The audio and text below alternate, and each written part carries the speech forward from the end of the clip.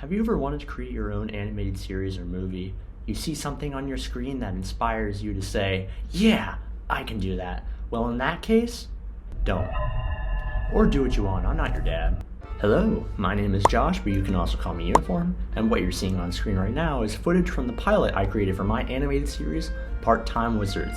I animated this project entirely on my own with no team and no money, and today I want to yap about how I did that. By making this video, I can hopefully share more about my process, the challenges and triumphs I went through, and maybe even inspire some of you to start animating. So sit back, relax, pull up whatever work you need to do on your second monitor, and enjoy as I talk about how a 5-minute animation took me nearly 2 years to make. Oh god.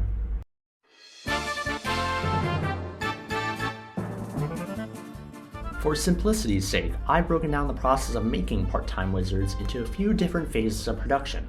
Conceptualization, which is a fancy way of saying the part where I came up with the idea for what the show would be about. Pre-production, which is everything I had to do before starting animation on the pilot. And final edits, /posting, /whatever comes after putting the pilot on the internet. And I, as your lovely host, am going to dive into detail with each of these phases of production and kind of explain what I did during each of them and break down my thought process behind my decisions. I've also included timestamps in case you want to skip to a certain part of the video that you want to focus on, and that being said, I guess I can move right into the first section of the video.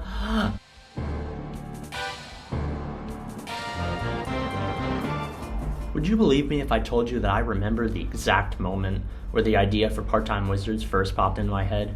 You see, back in 2022, I was working my own part-time job at my local Panera Bread. Very exciting, I know. Bored out of my mind, I had to find ways to entertain myself throughout these long work days with nothing interesting going on. An idea came into my head for a new cartoon that I would flesh out more and more in my brain during each of my work shifts. The show was called Cliffside. The show would be about two teenagers named Tatum and Zoe who would go on supernatural misadventures throughout their town of Cliffside, which is a city surrounded by giant crater walls. Eventually, I came up with the plot point of the teen protagonists stumbling into an underground lair where a secret society of goblins were working to protect the town in secret. Tatum and Zoe would agree to work with them to deal with whatever monster was threatening the people and learn magic in the process. Can you see where I'm going with this? Clearly, the core idea for Part-Time Wizards was already ingrained into the identity of this Cliffside show that I had thought of. However, it would still be a little while before I would start to make it a reality, because back in 2022, I wasn't really drawing that much. I was in a bit of an art slump, which is why it wouldn't be till 2023 when I realized, wait, I can actually make this show a reality. And this right here is the drawing that really started it all. The original Part-Time Wizards poster. I'd taken some old unnamed OC designs that I had from years ago, and they eventually became Tatum and Bea. And Adam is there too, I guess. Although, at the time, the design was much less refined, and was just me seeing how quickly I could copy the design for Adaman from Pokemon Legends Arceus. In the background, you can even see the first look at what would eventually become the main setting of Part-Time Wizards, Sleepy Hollow. Don't ask me why I started calling it that. I probably would have changed it by now if I could.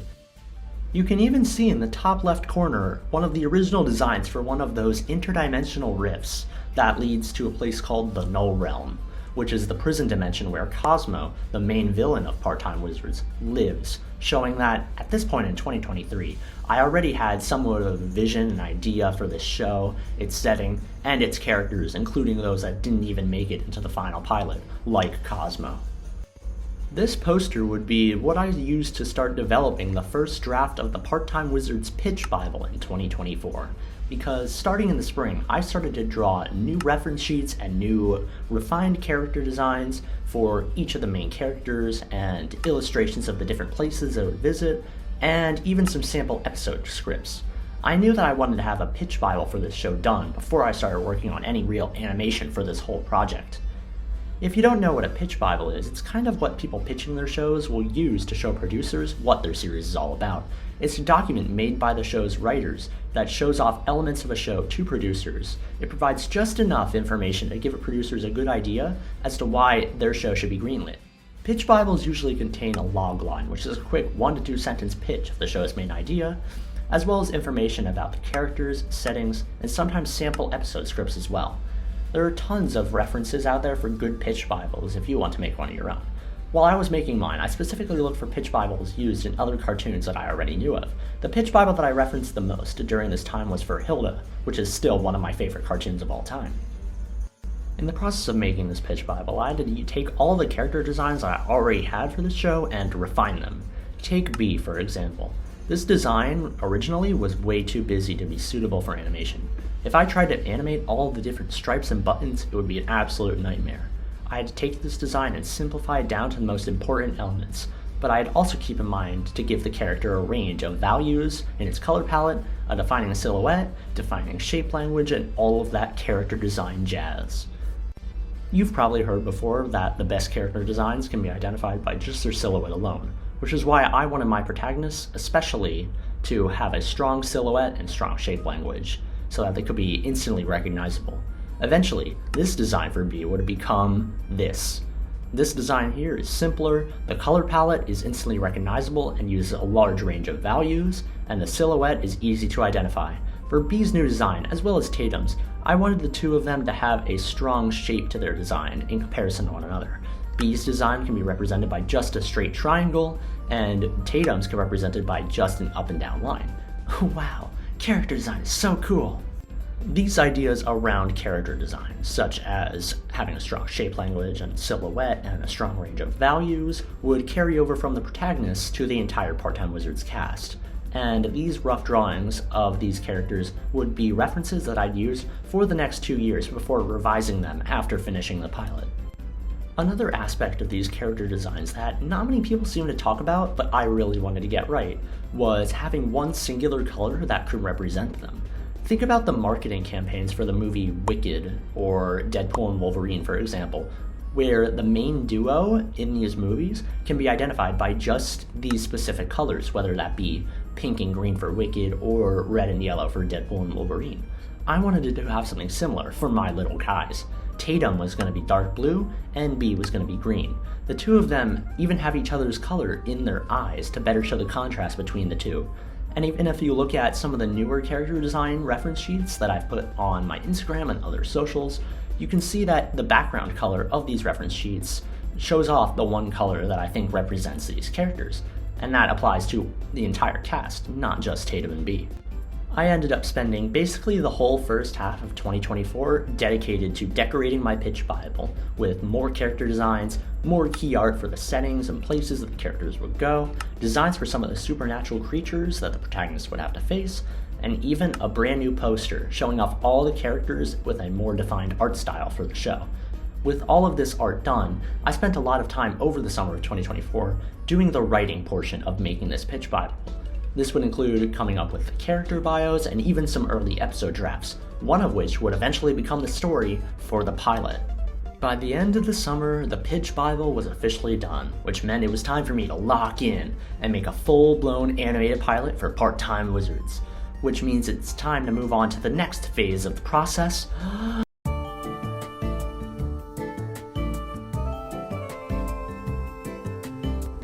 If I wanted to make this animated pilot a reality, I needed a plan. I started prepping for the pilot and coming up with a general idea for what I wanted the story to be.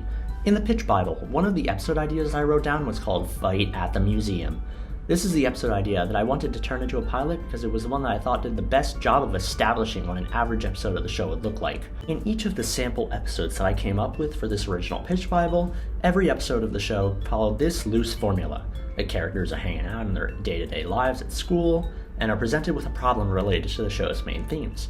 The characters then go to work and encounter a supernatural threat that can be defeated by learning about the problem that they face in their everyday lives and a little bit more about themselves along their way. And they'll use whatever magic spell they were just taught at work. The characters enter combat, win, and grow a little as people along the way. Everyone claps. This episode was meant to emulate that formula as closely as possible. It was meant to stick as close as it could to what an average episode of the show would look like.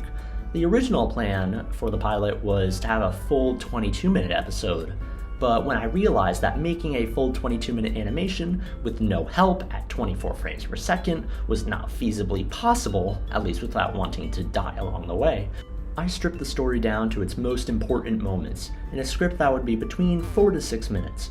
I also finished writing the final script while watching the first Jurassic Park movie for the first time. That's not important to the production of the pilot, I just think it's funny to look back on. With the script written, there was only a few more things that needed to be done before animation could begin. I took those character design reference sheets that I'd made a few months ago and made full character turnarounds out of them to make animation easier. I took that script that I made a little while ago while watching Jurassic Park, and I used it to make a very rough storyboard and animatic. The animatic was basically just the storyboard, but with the correct timing and temporary audio. In this animatic, I would be the voice actor for all of the characters and even used Minecraft sound effects for the Hydra. I don't think I can do this, Bea. What? Come on, Tatum. But with this animatic, I could eventually show it to my voice actors to better explain to them the delivery that I was looking for with each of the lines. I'm not sure how the professionals do it, I'm just a guy in my pajamas who likes cartoons. At this point, it was officially the fall of 2024 and a new school year was beginning. At this point, I had turnarounds for animation done, a full script and a full storyboard, and even a full animatic. The only thing that I was still missing was voice acting and audio. I know a lot of people making projects like this will find their voice actors online, with websites like Casting Call Club or Fiverr or something. Does Fiverr even exist anymore? But I wanted all my voice actors to be people I knew personally, at least for this first episode. I put out this ad on my social media asking if anyone I knew would be personally interested in volunteering to be a part of this project.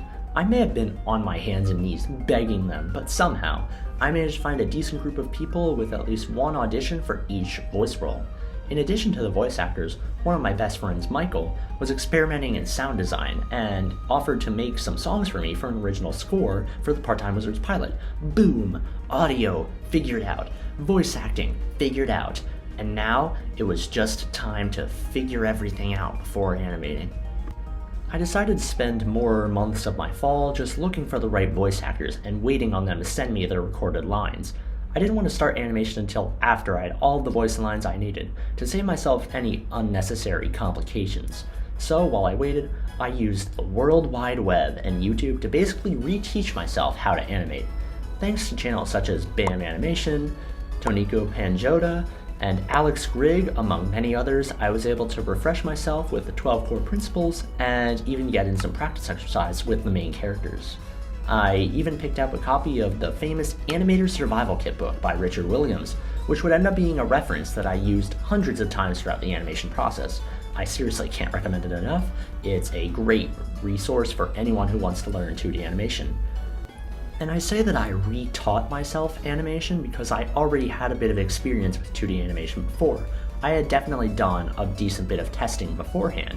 However, something that I've never done is animated at 24 frames per second, which is the frame rate that I wanted my pilot to be at. This pre-pilot animation was definitely crucial to making sure that when I did start animating, I could at least get somewhat close to the vision that I had in my head.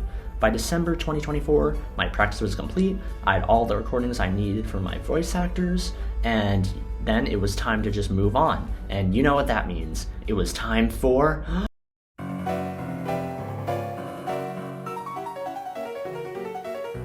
To the surprise of absolutely no one, the actual animation of the pilot was definitely the hardest part of the process. When making animation, especially in 2D, there is so much to consider. How will the characters move? How will they interact with each other and the environment? How will they change as their perspective changes? How can I draw my characters on model while also making convincing movement at the same time? You get the point. Animation is hard and complicated.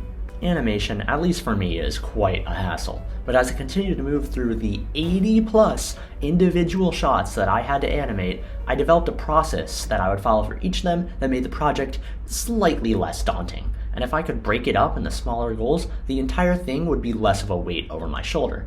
Keep in mind that I was doing this all by myself with nothing but an iPad. I needed to have a process if I was going to animate this whole thing on a glorified paperweight without driving myself insane. The first step of my process that I took care of before any of the actual character animation was creating the backgrounds that the characters would be animated over. Knowing that I would be drawing the same room dozens of times, if not hundreds, I used a tech that I was taught in one of my animation classes to make this part easier. Cheating.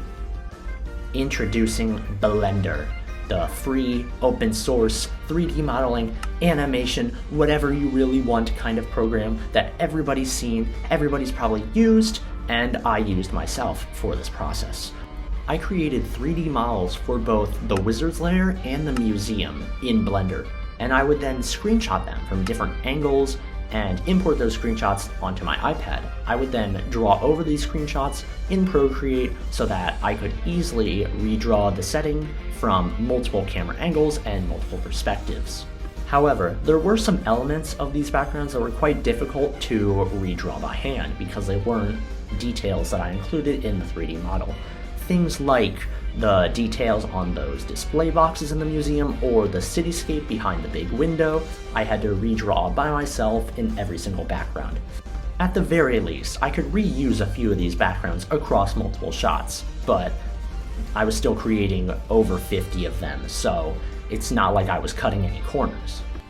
When it came to the actual character animation, however, all the work was done in ToonSquid, which is a paid app for iPad. However, it is by far the best animation application I've ever used, and anyone who knows me personally knows that I cannot stop singing the praises of this app. It is still getting new features all the time to make it better and better with each passing month. This isn't an ad or anything, I just really like this app, and I think every animator should use it. I've been using ToonSquid for all my animation work since late 2023. And I know that it would be the hub for all of my work on this project. Rather than making the whole animation on one big file, I had each scene on its own animation document. I broke down these folders into different scenes and the different locations that they would take place in, and I would use a checklist to help me keep track of what I already had done and what I still needed to do. The process that I would follow to animate my characters in each shot looked a bit like this. Step 1, importing. Get the background image in the file, get any reference images that I needed from real life or the animatic or the turnaround, and get my voice lines and any other audio into the animation file. Step 2. Create a new animation layer and draw out all of the keyframes for the main motions or actions that the characters are going to be doing. And then I would time them out to get the right timing to line up with the voice lines and any other audio that I had already imported. Step 3. Draw the breakdowns and in-betweens to connect each keyframe to the next for each action. Step 4. Draw all over the previous frames with a solid black line to create the line art. Step 5. Use either the fill tool or my own two hands to color the line art using the palette that I already decided on for the characters. Step 6. Add any finishing touches to the scene, such as the character's reflection on the floor, the glow of magic spells, etc. Boom! You're officially 1/80th of the way to completing Part-Time Wizards. How long did that take? 15 to 20 hours? Great! Now do that same process 79 more times. Can you see why this took me so long? Something that I did as part of my animation process that definitely made the entire thing take longer, but was definitely needed for me, was breaking down each character into smaller pieces. For example, when I did the in-betweens for this shot, the reason that Tatum is made up of so many different colors is because I did the animation for his head first, then I did all the animation for his left arm, then I did the animation for the body, and so on and so forth. With most of these scenes, I would break down the body and animate just one limb or one piece at a time. With this, I made sure that I could get every aspect of the character to move in a smooth way. It also meant that the entire process took a lot longer than it needed to. Maybe it's because I'm too much of a perfectionist, but I would spend multiple hours animating just one character's arm just for it to be almost completely hidden in the final product. This process of breaking down characters into smaller pieces also led to more small problems during development, such as inconsistent line quality. When I took an arm of a character and rotated it to a different position between frames without completely redrawing it, I would either have to set the transform mode to bilinear, which would make the lines look blurrier with each transformation, or set it to nearest, which turns it into a jumbled mess of pixels as they try to move the pixels to the nearest full spot.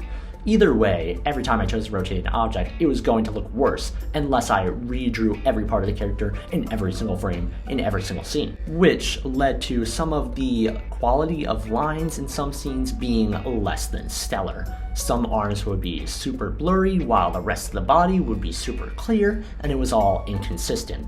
I'll admit, there are a lot of ways that I could have improved my character animation process to make the workflow both faster and to have less issues like this, but at least it's something that I can remember for my next project. In each scene, once I finished character animation, there was one more thing that I needed to do before moving on to the next shot, and that is sound effects, which is something that was a lot more difficult to do than I really anticipated it to be, and that's because I had to find all of the sound effects or record them myself. Most of the audio that you hear in this pilot that isn't voices speaking or music being played is a sound effect that I got from a free online resource. However, you don't realize how hard it is to describe a sound that you're searching for until you're right at the search bar of these online databases for sounds.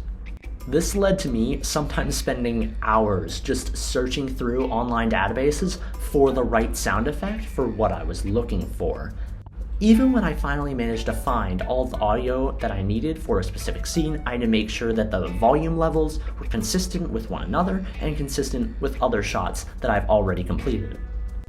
And despite all of these challenges, somehow I survived. Animation on this pilot lasted from exactly December 8th, 2024 to January 16th, 2026. I spent approximately 1,500 hours on this portion of the project alone. At least doing it all on an iPad meant I could take my work with me everywhere and be stressed out anywhere, whether I was in class, on vacation, or even at my real retail job. If I had any free time, I was working on animation. I felt like that one gif of Iron Man on the computer trying to micromanage my time in my day to give myself the most time possible to work on animation. Let's just say I have never felt more relief in my entire life than when I exported the final completed shot to my camera roll. And that leads to... I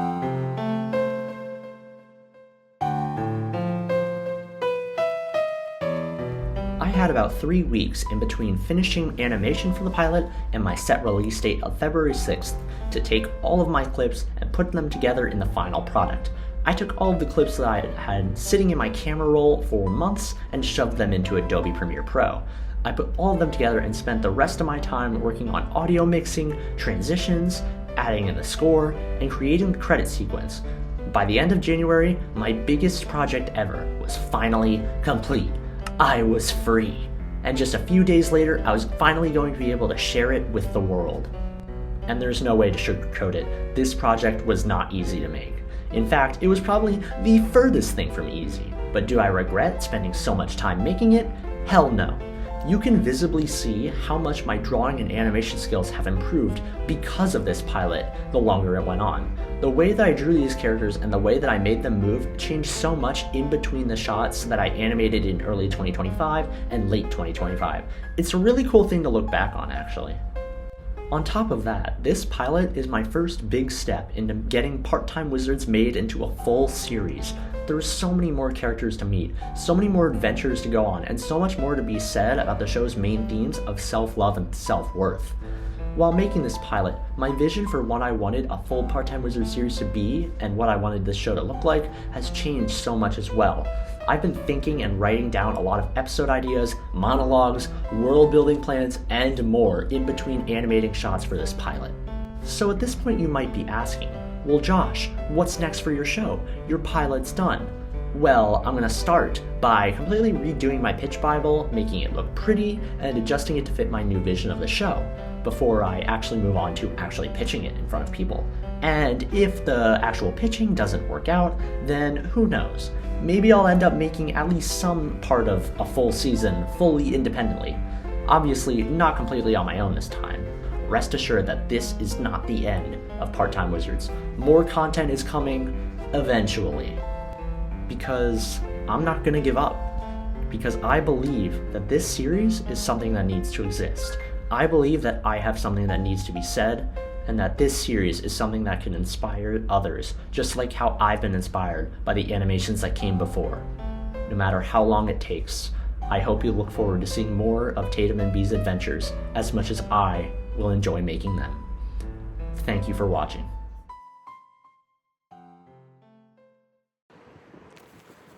Hey! I don't really know what to do now with this YouTube channel. Like, do you want to see animation tutorials, animation analysis? Let me know in the comments. Bye! It's snowing in mid-March. What the heck is going on?